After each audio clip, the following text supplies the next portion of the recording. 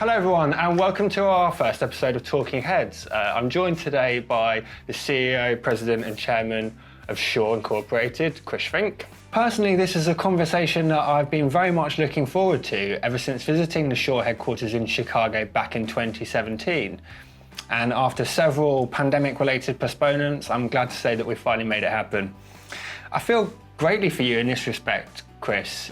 How do you manage the day-to-day operations and close involvement with employees when they're spread all across the globe? Probably for me, the most amazing thing is just the whole human resiliency that our company, and I think so many other companies around the world, demonstrated. People just adapted. Somehow, most companies' technology backbones seemed very capable of doing the job, and we were all able to work remotely.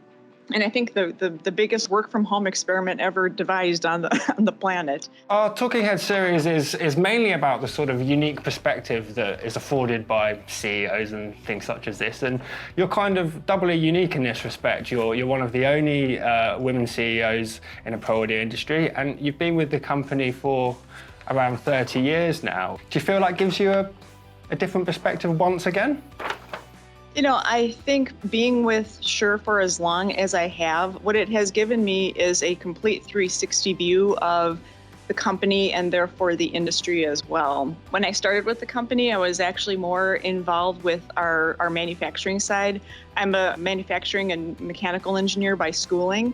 So one of the first things I did with the company was work on one of our manufacturing lines and kept it going and troubleshooting and quality testing and that kind of thing. I got involved with a lot of training early in my career too, because I knew a lot of different sort of quality tools. And so I was training in the company. So I got to train a lot of different people from all different functions. Later in my career, I got onto the executive staff, actually at a fairly early age. I was right around 30 at that time. So I've been on the executive staff for a very, very long time. So I always got to see what was happening from the strategic point of view of the company. And then around 2006, I actually went into sales and marketing, and I was heading up that function. And so really more of the customer-facing part of the business. So I feel like my perspective is unique because I understand the whole supply chain of, what's involved in making audio products all the way to what it takes to get them to market. Back on the theme of sort of women in audio in the industry, I know that this is a topic that you're quite passionate about. So what advice do you have for any women who are thinking about this industry as a career choice? Well, I think for any woman that's entering any higher tech field, the numbers are still not with us, and it can be a little bit intimidating. And so, I think I always encourage people to find mentors if possible, and, to not be afraid to ask questions. I know that when I was very early in my career, for whatever reason, I felt very hesitant to ask questions because I think I thought it was like a sign of weakness or something. And I would go off and study on my own instead of just, saving time and just asking the question in the moments. I think we as, company executives have a lot to do in this field too. And I'm really happy that over the last 1 or 2 years, obviously you see so many companies paying a lot more attention to diversity and inclusion. One of the things that we like to do is make sure we're supporting organizations that do help young women or other underrepresented groups understand what technology or audio fields are like. Given your engineering background, as a CEO now, are you allowed to kind of get your hands dirty from time to time? My background wasn't so much, even though I'm a mechanical engineer,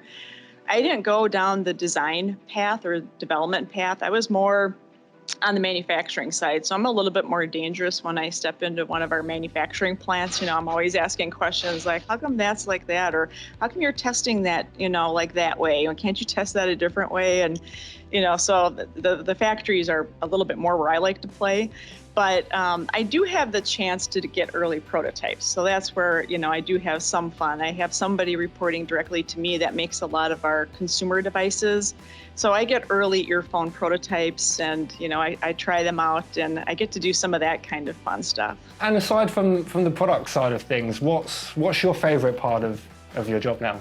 Over the last year, what has amazed me is the resilience of people to keep on doing their jobs. So it makes me miss what is the favorite part of my job, which is going out and seeing all of our different operations around the world. So I've been grounded for a full year and haven't been able to go to those factories I was just talking about, or haven't been able to go visit some of our sales offices, or go to trade shows for that matter and see our customers. So I like being here at company headquarters, and we're doing a lot of strategic planning and thinking about the future a lot. So we've had more time to be able to do that.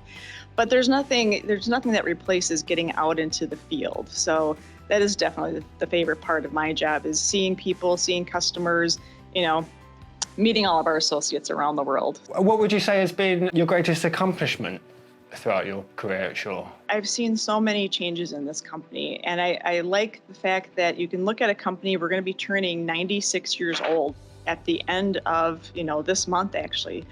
A company that just kind of keeps changing and growing with the times. And the fact that, as I mentioned earlier, we've been able to maintain, a solid sort of core of our foundation around our company core values, but then be able to speed along with technology. I think what's satisfying to me is there's always something new to learn. No matter what part of the company that you work in, things change all the time. So there's always new ways to be doing things. And so I think for me, just continually learning and giving everybody else the opportunity to continually learn, advance the state of the art, to me, that's what makes coming to work every day exciting. Yeah, definitely. That's always one of the things that's impressed me about Shure, that kind of educational ethos as well, the Audio Institute. And obviously you recently announced the Mark Bronner Scholarship, which is very interesting. Again, so how can Shure further evolve what it's doing in that respect? You just mentioned Shure Audio Institute. One thing that, you have to look at the silver lining behind this year that we have been through. We had more people come through the Audio Institute and more people signing up for webinars, and we had a lot more time to spend with, our end users on education. So, I think all of the opportunities that we have out there were definitely used much more than they would have when people are often busy doing other things. So we'll continue to put, a lot of effort into that. On the outside world, I keep looking at that too. How can Shure as a company, from our social responsibility perspective, and you just mentioned Mark Brunner, he was heavily involved with me working on what kind of organizations should we work with on the outside to offer educational opportunities for youth to explore, and not even just the STEM sort of educations that I talked about earlier, but also people that are interested in arts and music. Now, obviously, the pandemic has shifted everything greatly. So, can you say that Shure has a definite focus for 2021 at this point in time, or are we subject to the whims of the market? I actually, in some ways, don't think our focus deviated that much. We saw a definite change in the products that we were selling in terms of the mix, but our focus in terms of what we're doing for our end users in the 3 segments that I mentioned earlier. But I think some of those businesses that were down for the last year will start coming back. We're going to see live performances coming back, and, I think we're all quite happy about that. And so we may have taken a little bit of a left turn and had to sell different kinds of products than we might normally have otherwise. But I think we'll be right back on track again. I don't think our focus really had to deviate much over the last year. So I'm pleased about that, actually.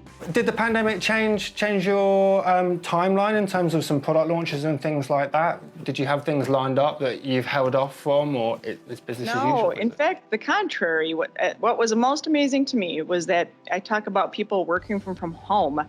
Our engineers were putting test fixtures in their basements. They were doing testing and shipping each other prototypes from house to house. I looked at the math recently, and during the year 2020, we were launching a new product about every 15 to 20 days.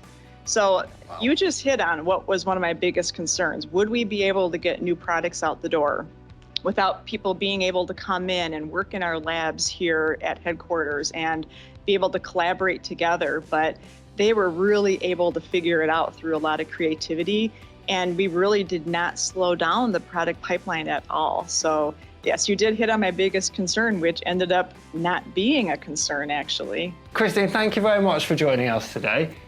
Good to see you. I very much enjoyed this little conversation, and hopefully at some point in the future I can actually meet you in person on an exhibition floor. I absolutely look forward to that.